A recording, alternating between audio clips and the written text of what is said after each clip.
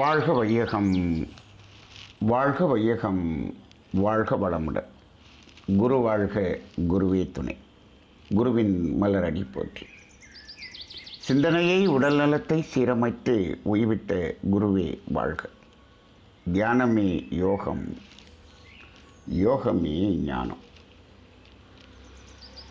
மெய்யன்பர்களே, இதுவரை அனைத்து நோய்களுக்கும் காரணம் ஒன்றே என்று ஒரு சிந்தனையை எடுத்து பிரசன்னா அவர்கள் ஒரு நல்ல விளக்கத்தை கொடுத்தார்கள். இதில் நிறைய பேருக்கு ஒரு சந்தேகம் வரும். அனைத்து நோய்களுக்கும் இதுதான் காரணமா என்று தோன்றும். இப்போது நோய்கள் என்று பல்வேறு பெயர்களில் நாம் சொல்லிக் கொண்டிருக்கிறோம். அதாவது உடலுக்கு உள்ளாக உறுப்புகளில் குறைபாடால் ஏற்படக்கூடிய நோய்கள் தான் அதிகமான நோய்கள். அது எல்லாத்தையும் உள் நோய் என்று சொல்லலாம். புறநோய் என்பது வெளியிலிருந்து ஏதாவது உடலில் அடிபட்டு அதன் மூலமாக உறுப்புகள் பாதிக்கப்படக்கூடியது என்பது மிக குறைவே. அப்போ அந்த உள் உறுப்புகளினுடைய அந்த இயக்க பிரச்சனைகள் என்பது இருக்கக்கூடிய நோய்கள் தான் அதிகம். சரி, இப்போது அந்த நோய்கள் எல்லாத்தையும் அந்த காலத்தில் இருக்கக்கூடிய இயற்கை மருத்துவர்கள் இதற்கு ஒரே காரணம் என்று என்ன சொன்னாங்கன்னா, அஜீரணம் என்ற வார்த்தையை சொல்லிவிட்டார்கள். இயற்கை மருத்துவத்தில் அஜீரணம் என்பதுதான் எல்லா நோய்களுக்குமான மூல காரணம் என்று சொல்லிவிட்டார்கள்.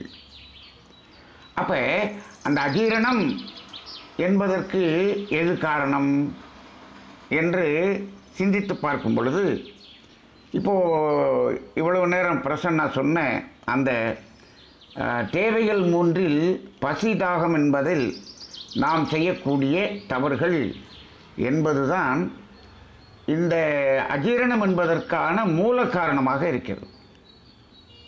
அதாவது அஜீரணம் என்பதற்கான காரணங்கள் மன ரீதியான உணர்வு ரீதியாக அந்த ஜீரண உறுப்புகளை பாதிக்கக்கூடியது என்பதும் இருக்கலாம்.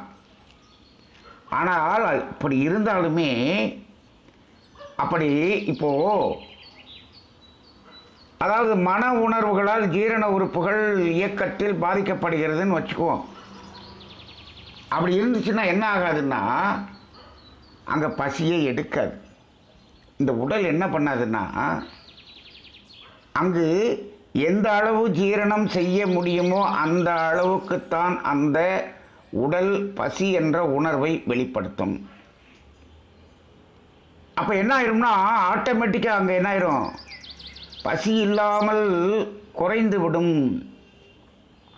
அப்போ ஏன் பசி எடுக்கல அப்படின்னு அந்த காரணத்தை பார்த்தோம் என்று சொன்னால், அங்கு ஏதோ ஒரு மன உணர்வின் காரணமாக ஏதோ ஜீரண உறுப்புகளின் இயக்கத்தில் கொஞ்சம் குறைபாடு இருக்கும். அப்போ அந்த மன உணர்வை நம்ம சரி செய்யணும். சரி செய்தால் ஜீரண உறுப்புகளினுடைய இயக்கம் சரியாயிடும். இப்போது அந்த மாதிரி வரும்போது மற்ற காரணங்களால் அங்கு உடல் உறுப்புகளில் இயக்கத்தில் ஒரு பாதிப்பு வருகிறது என்று வைத்துக்கொள்ளுங்கள். அப்போ அது நோய்க்கு காரணம் இல்லையா என்று ஒரு கேள்வி வரும். அப்படி கேள்வி வந்தால், அப்படி நோய் என்ற அந்த மாதிரியான அறிகுறிகள் தோன்றிய பொழுது இந்த உடலின் அறிவு என்ன செய்கிறது என்று சொன்னால், அது சரியாகும் வரை பசி என்ற உணர்வை குறைத்து கொள்ளும் அல்லது நிறுத்தி கொள்ளும். இது நம்ம உடலினுடைய அறிவு செய்யக்கூடிய ஒரு வேலை. அப்போ அந்த இடத்துல பசியை எடுப்பதில்லை. எது வரைக்கும் பசி எடுக்காது? அந்த வெளிக்காரணிகளால் அல்லது இப்போ ஒரு வைரஸ்னால் ஒரு உடலுக்குள்ள ஒரு நோய்க்கான அறிகுறிகள் வந்துவிட்டது. அப்போ என்ன இது காய்ச்சல்னு ஒன்று வந்துடுது. இப்போது அது எதுக்கு வந்துடுது அப்படின்னா அந்த வைரஸை வெளியே தள்ளுறதுக்காக காய்ச்சல் உருவாகி எதிர்ப்பு சக்தி உருவாகி அதை வெளியேற்றக்கூடிய வேலையை செய்கிறது. அந்த வேலையை செய்து முடிக்கும் வரை இங்கு பசி என்ற உணர்வை நிறுத்தி விடுகிறதே இந்த உடல். அதுதான் இந்த உடலின் அறிவு. அப்போ அந்த இடத்துல அதை வெளியே தள்ளக்கூடிய வேலையை செய்யக்கூடிய அந்த காய்ச்சல் என்பது நோய் அல்ல. அது நோய் அல்ல. அது நோயாக மாறாமல் அதை தடுப்பதற்கான உடலின் உயிராற்றல் செய்யக்கூடிய ஒரு முயற்சி. எப்பொழுதெல்லாம் இப்படி இந்த உடல் இயக்கத்துக்கு எக்ஸ்டர்னலாக ஏதாவது ஒரு பாதிப்பு வருகிறதோ அப்படி வரும்பொழுது அதை இந்த உடலை சரி செய்து கொள்வதற்கான முயற்சி எடுக்கக்கூடிய பொழுது அது என்ன பண்ணும்னா பசி என்ற உணர்வை நிறுத்திவிடும். முதல்ல நிறுத்துறது இந்த பசி என்பதைத்தான் நிறுத்தும். நீங்கள் நல்லா பார்த்துருப்பீங்க, காய்ச்சல் வரும்போது நாக்கு கசக்கும். அப்போ என்னாச்சுன்னா சாப்பிட வேண்டாம் என்று சொல்லும், பசி இல்லை என்று சொல்லுவார்கள். அப்போ நீங்கள் சில உணர்வுகள் வரும்போது கூட பசி நின்று போகும் பாருங்கள். திடீரென்று ஏதோ ஒரு ஷாக்கிங் நியூஸ் நமக்கு வந்துடுச்சு, ஒரு கவலைப்படக்கூடிய ஒரு ஷாக்கிங் நியூஸ் வந்துச்சுன்னு வச்சுங்க, உடனடியாக அந்த பசி என்ற உணர்வு நின்றுவிடும். ஏன்? அந்த உணர்வுனால அந்த ஜீரண உறுப்புகளினுடைய இயக்கம் அப்போதைக்கு என்ன பண்ண முடியாது, இயங்கிறதுக்காக அது சரியான பலத்தில் இருக்காது, அது அதனுடைய இயக்கம் பாதிக்கப்பட்டிருக்கும். உடனே என்ன பண்ணுது, பசியை நிறுத்தி விடுகிறது. அப்போ இப்படி பார்க்கும் பொழுது இப்போ நாம் என்ன பண்ணுறோம், இன்னைக்கு நம்ம பேசின தலைப்பில் அந்த தேவை என்பது பசி என்று நாம் மகரிஷி சொல்லிட்டாருன்னு சொன்னோம். இப்போ தேவை என்பது உணவு என்று நாம் சமுதாயம் வச்சுருக்கும் போது அதை என்ன பண்ணுது அப்படின்னா, உனக்கு பசிக்குதோ இல்லையோ, அதாவது சாப்பிடலன்னா எப்படி உடம்பு சரியாகும், சாப்பிடு இப்படின்னு நிறையா பேர் சொல்கிறத நம்ம கேள்விப்பட்டிருக்கோம். காய்ச்சலே அடித்தாலும் நாக்கு கசந்தாலும் நீ சாப்பிடு, அப்போ உடல் பசி எடுக்கலைன்னாலும் சாப்பிடு. இது ஏன் அது மாதிரி ஒரு சிஸ்டம் வந்துருச்சு அப்படின்னா, இந்த விஞ்ஞான மருத்துவம் வந்த பிறகு அந்த மாத்திரைகள் சாப்பிட வேண்டும் என்று சொன்னால் சாப்பாட்டுக்கு பின் தான் சாப்பிட வேணும், இல்லாட்டி அது வயிறு புண்ணாயிரும். ஏன்னா எல்லாமே கெமிக்கல். அப்போ என்ன பண்ணாங்க, பசிக்கிறதோ இல்லையோ மாத்திரை சாப்பிட்றதுக்காக சாப்பிடு அப்படின்னு சொல்லிட்டாங்க. அப்போ என்ன ஆகிறது, பசிக்காமல் சாப்பிட்டு மாத்திரை சாப்பிட்றதுங்கிறது எதுக்கு, நோயை சரி பண்ணுவதற்கே. அப்போ ஏற்கனவே ஒரு நோய், அது சரி பண்ணுவதற்கான ட்ரீட்மெண்ட்டு. அங்கே பசி இல்லை, பசி இல்லைங்கும்போது சாப்பிட்டுட்டு மாத்திரையை போடணும்னு சாப்பிட என்ன ஆகிறது, நோய் முற்றி விடுகிறது, நோய் பெரிய நோயாக மாறிவிடுகிறது. அப்போ இந்த இடத்துல அந்த பசிக்காமல் சாப்பிட்றதுங்கிறது டூரிங் த ட்ரீட்மெண்ட் கூட அப்படி நடக்கிறது. அதனால தான் இப்போ என்ன ஆகிறாங்க, கொஞ்சம் அதிகமாக முத்துன நோயாக மாறிவிடும்போது இப்படி சாப்பிட்டு மாத்திரையை போட்டால் அதிலிருந்து பெரிய பிரச்சனைகள் வருகிறது அல்லவா. அப்போ தான் என்ன பண்ணிடுவாங்க, அட்மிட் பண்ணிவிட்டு குளுக்கோஸ் ஏற்றிடுவாங்க, மாத்திரை கொடுக்க மாட்டாங்க, இன்ஜெக்ஷனாக போட்டுருவாங்க. சில இடங்களில் மாத்திரை சாப்பிடுவதை விட இன்ஜெக்ஷன் போடுறது பெஸ்ட்டுங்கிற நிலைமைக்கு இருக்கிறது. ஏன், இந்த மாத்திரை சாப்பிட்ணும்னா சாப்பாடு சாப்பிட்ணும், அங்கே பசி எடுக்காமல் மாத்திரை சாப்பிட்றோம், அங்கே பிரச்சனை கூடுது. அப்போ சில டாக்டர்கள் அது வரைக்கும் அவங்க என்ன பண்ணுவாங்கன்னா இன்ஜெக்ஷனை வச்சுட்டு அதுக்கப்புறம் தான் மாத்திரைக்கு கன்வெர்ட் பண்ணுவாங்க. அப்போ இந்த பசிக்கு தகுந்தாற்போல் உணவு அப்படிங்கிறது இந்த உடல் ஒரு நோயிலிருந்து ஒரு மனிதனை காப்பாற்றுவதற்கான அதனுடைய அறிவின் அடிப்படையில் செய்யக்கூடிய ஒரு முக்கியமான செயலாக இருக்கிறது.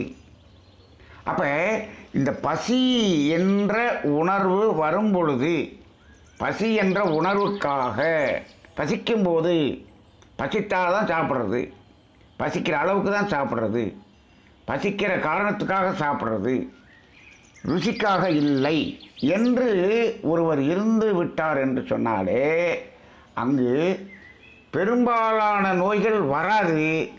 வந்த நோய்கள் அது குணமாவதற்கும் அது வசதியாக இருக்கக்கூடியதாக இருக்கிறது. ஆனால் இப்பொழுது இன்னைக்கு இருக்கக்கூடிய சமுதாயம் அது நோய் இருக்கும்போது மாத்திரை சாப்பிட்றதுக்காக சாப்பிட்றதுங்கிறது மட்டுமில்லாமல் பசி என்பதே நமக்கு தெரியாத அளவுக்கு என்ன பண்ணிடுறோம், அட்வான்ஸாக சாப்பிடக்கூடிய ஒரு சமுதாயமாக மாறிவிட்டோம். அப்போ சாப்பிட்டுக்கிட்டே இருக்கிறோம். அப்போ சாப்பிட சாப்பிட சாப்பிட என்ன, இது ருசிக்காக சாப்பிட்றாரு, பசி என்றால் என்ன என்றே தெரியாத ஒரு சமுதாயமாக மாறிவிட்டது. இப்போ கூட இந்த இது புயல் வந்ததுனால சில பேர் வீட்டுக்குள்ளே இருந்து வெளியில் எங்கேயும் காண்டாக்ட் பண்ண முடியாமல் 2 நாளாக சாப்பாடு இல்லாமல் இருந்திருக்கிறாங்க. அப்போ தான் என்ன பண்ணிருக்கு, ஒரு கடுமையான கொடுமையான பசி அப்படின்னு சொல்லியிருக்கிறாங்க. அது கொடுமையான பசி இல்லை, இதுதான் பசி என்பதை அன்றைக்கு தெரிந்து கொண்டார்கள். ஓ, இப்படி பசி என்றால் இப்படி இருக்குமோ என்று தெரிந்து கொள்வதற்காகவே இந்த வெள்ளம் வந்ததாக கூட தெரிகிறது. பசி என்பதை சிலர் உணர்ந்த நேரம் அந்த நேரம். அப்போ இதை உணர்த்துவதற்கு கூட இப்போ இயற்கை இப்படியெல்லாம் வர வேண்டும்ங்கிற மாதிரி இருக்கு. அப்போ பெரும்பாலான மனிதர்கள் பசி எடுக்கவே விடுவதில்லை. நம்ம முதல்ல பேசின மாதிரி மாத்திரைக்காக வேறு வழி இல்லைங்க சாப்பிட்றோங்கிறது வேற. ஆனால் இங்கே அப்படி அல்ல. ருசிக்காக ஒரு நாளைக்கு 3 வேளை 4 வேளை நாம் சாப்பிட்டு கொண்டே இருக்கக்கூடியதை பார்க்கிறோம். அப்போ பசி இல்லாமல் சாப்பிடும்போது அங்கு ஜீரணம் நடைபெறாது. அந்த அஜீரணம் என்பது வந்துவிடும். அந்த அஜீரணம் என்பது தான் அனைத்து நோய்களுக்கும் காரணமாக இருக்கிறது. அப்போ இந்த நோய்களுக்கு மூல காரணம் எங்கே வருகிறது என்று சொன்னால், இந்த உணவை உள்ளே கொடுக்கக்கூடிய அந்த மெத்தடில் தான் நோய் என்பதற்கான காரணம் வருகிறது. இப்போ வைரஸ்னால் நோய் வருகிறது என்று சொன்னால், வைரஸ் உள்ளே வருது, வந்த உடனே அது காய்ச்சல் என்று உருவாகி அந்த வைரஸை வெளியே தள்ளுறது. இதை வெளியே தள்ளுறதுக்கு பேர் அது நோய் அல்ல. காய்ச்சல் என்பது நோய் அல்ல. அது இந்த உடல் ஆற்றலே என்ன பண்ணுது, அதுக்குரிய வேலையை செய்கிறது. அதுதான் காய்ச்சல். ஆனால் இப்பொழுது சாதாரண காய்ச்சல், சளி, இருமல், லூஸ் மோஷன் இது மாதிரி எல்லாம் இருக்கிறது எல்லாமே நோய் அல்ல. நோயை குணப்படுத்துகிற ஒரு ப்ராசஸ் நடக்கிறதுனால இருக்கக்கூடிய சிம்டம்னு சொல்கிறோம். அப்போ நோய்கிறது என்ன அப்படின்னா, இதையெல்லாம் கடந்து ஒரு உறுப்பு இயக்கம் செய்ய முடியாமல் போகக்கூடிய அளவுக்கு போகும்போது தான் நோய் என்று வருகிறது. அப்போ இந்த சாதாரணமாக இருக்கக்கூடியதெல்லாம் நோய் என்று நாம் எடுத்துக்கொள்ள முடியாது. அப்போ என்ன பண்ணுறோம், அப்போ இந்த சாப்பாடு என்ற ஒன்று இது இறைவன் நாம நிர்ணயம் செய்து அதை எடுத்துக்கொள்கிற மாதிரி வச்சுட்டான். பிரசன்னா சொன்னது மாதிரி இந்த சென்ட்ரல் நர்வஸ் சிஸ்டத்தில் இருக்கக்கூடியது எது அப்படின்னா, இந்த சாப்பாடு அன்று தண்ணீர், பசி தாகம் இரண்டும் நாம் அந்த உடலின் உணர்வை புரிந்து கொண்டு நாம எடுக்க வேண்டிய ஒன்று. ஆனால் நெருப்பு, காற்று அட்டானமஸ் நர்வஸ் சிஸ்டத்தில் எடுத்துக்கிறோம். ஆகாயம் என்ற விண் குறையும் போது அது நமக்கு உடம்புக்குள்ளே எப்போ வரும் அப்படின்னம்னா, நன்றாக தூங்கும் பொழுது அல்லது ஆழ்ந்த தியானத்தின் போது அது உள்ளே வந்துடும். இப்போ இந்த பஞ்சபூதங்கள் நமக்குள்ளே வர்றதனுடைய வழிகள் என்னென்னா, நிலம், நீர் நாம் தான் கொடுக்க வேண்டும். அந்த நெருப்பு, காற்று தானாக அட்டானமஸ் நர்வஸில் எடுத்துக்கிறோம். இந்த விண் என்ற உயிர் முதல் பூதம் தியானத்தின் போதோ அல்லது மன இயக்கம் இல்லாமல் இருக்கும் பொழுது அது தானாக உள்ள வந்துடும். அப்போ இதில் எது நம்ம கையில் இருக்குது? பசி தாகம் தான் நம்ம கையில் இருக்குது. அப்போ இதை கெடுக்கக்கூடிய வேலையை, மனிதன் உடலை கெடுக்கக்கூடிய வேலையை எதன் மூலமாக செய்ய முடியும்? இதன் மூலமாக தான் செய்ய முடியும். இப்போது காற்றுனால நோய் வருதுன்னு சொன்னால் கூட, இப்போ மூச்சு வீசிங் அப்படின்னு வருது அப்படின்னு வந்தாலுமே அதையுமே எப்படின்னா, இந்த அஜீரணம் ஏற்பட்டு நாம் தேவையில்லாமல் சாப்பிட்டு அஜீரணம் ஏற்பட்டு அந்த கழிவுகள் வந்து நுரையீரலில் தங்கி தேங்கி அது காற்று இழுப்பதை அங்கு தடை செய்கிறது. நுரையீரல் விரிஞ்சு காற்று இருக்கிறதுக்கு அது ரெடியாக தான் இருக்குது. அங்கு அந்த நுரையீரல் சரியை விரிய முடியாமல் இருக்கக்கூடிய சளி என்பது எதனால் வந்துச்சு அப்படின்னு பார்த்தா, அதிகமாக தேவையில்லாமல் சாப்பிட்ட சாப்பாடு கழிவாக மாறி நுரையீரலில் சளியாக தங்கி அதனால் காற்றை இழுக்க விடாமல் பண்ணுது. அப்போ அந்த அட்டானமஸ் நர்வஸ் சிஸ்டம் வேலை செய்ய தயாராக இருக்குது. அதுக்கு தடையாக இருக்கிறதும் எது அப்படின்னு பார்த்தா, நம்ம சாப்பிட்ட சாப்பாடு தான் கழிவாக மாறி அங்கே அப்படி போய் நிற்கும். இன்னும் ஒரு தத்துவம் இருக்கிறது. உடலில் கழிவுகளின் தேக்கம்தான் நோய் என்று ஒரு தத்துவம் இருக்கிறது. அப்போ அந்த கழிவுகளின் தேக்கம்ங்கிறது எதில் கழிவாக மாறுது? பெரும்பாலும் உணவு தான் கழிவாக மாறுகிறது. அந்த உணவினுடைய கழிவு தான் அங்கங்கே தேங்கி என்னாகிறது? தடையாக மாறுகிறது. அப்போ நம்ம எங்கே சுற்றி பார்த்தாலும் நோய்களுக்கு அடிப்படையான காரணமாக இருக்கக்கூடியது இந்த உணவு என்ற ஒன்றாக இருக்கிறது. அப்போ அந்த காலத்தில் இப்போ இந்த நோய் என்பதை சரி செய்வதற்கும் நோய் என்பதே வராமல் இருப்பதற்கும் நமது பெரியோர்கள் கொடுத்த பெரிய ஒரு அதாவது ப்ராக்டிஸ் என்ன என்று சொன்னால் உபவாசம். அப்போ அந்த பட்டினி அல்லது உபவாசம் என்பது லங்கனம் சொல்லுவாங்க. அது எல்லா நோயையும் போக்கக்கூடியதாக இருந்திருக்கிறது. அப்போ இந்த நோய்களுக்கெல்லாம் அடிப்படை காரணம் உணவுங்கிறது அதில் தெரியுதா? லங்கனம் பரம ஔஷதம் என்று சொல்வார்கள். பரம ஔஷதம்னா உயர்ந்த மருந்து, அதுதான் உயர்ந்த மருந்துன்னு சொல்லுவாங்க. அப்போ எவ்வளவு பெரிய நோயாக இருந்தாலும் இந்த உணவு எடுத்துக்கொள்ளாமல் அங்கு அதற்குரிய வேலையை நாம் கொடுக்காமல் இருக்கக்கூடிய கழிவு நீங்கும் வரை அந்த பசி எடுக்காமல் இருக்கும். அது வரைக்கும் சாப்பிடாமல் இருந்து நம்ம டோட்டலாக ரெஸ்ட்டில் இருந்து அது அந்த கழிவுகளெல்லாம் வெளியேன பிறகு சாப்பிட ஆரம்பித்தோம்னா நோய் சரியாயிடும். அப்போ இந்த சாப்பாடு என்ற ஒன்று தாகம் கூட ஒரு பெரிய விஷயமா இருக்காது. இந்த சாப்பாடில் தான் நோய்ங்கிறதே பெரும்பாலும் வரக்கூடியதாக இருக்கிறது. ஆக எல்லா நோய்களுக்கும் அடிப்படை என்பது ஒரே காரணம் என்பது எது? இந்த உணவு அப்படிங்கிறதுல நாம் செய்யக்கூடிய தவறு. அது என்ன தவறு? ஒன்று, பசி இல்லாமல் சாப்பிடுகிறோம். ஒன்று, நேரம் காட்ட நேரத்தில் சாப்பிட்றோம், பசி எடுக்காமல் சாப்பிடுகிறோம். இன்னொன்று, பசி எவ்வளவு எடுக்கிறதோ அதை விட அளவு அதிகமாக சாப்பிடுகிறோம். இன்னொன்று, முறை மாறி சாப்பிடுகிறோம். இது ரெகுலராக பண்ணிக்கிட்டு இருக்கிறதுனால தான் பெரும்பாலும் உடலில் நோய்கள் என்பதற்கான மூல காரணமாக இருக்கிறது என்பதையும் அதை உணர்ந்து கொண்டு, இதுக்காகத்தான் மகரிஷி என்ன பண்ணார்?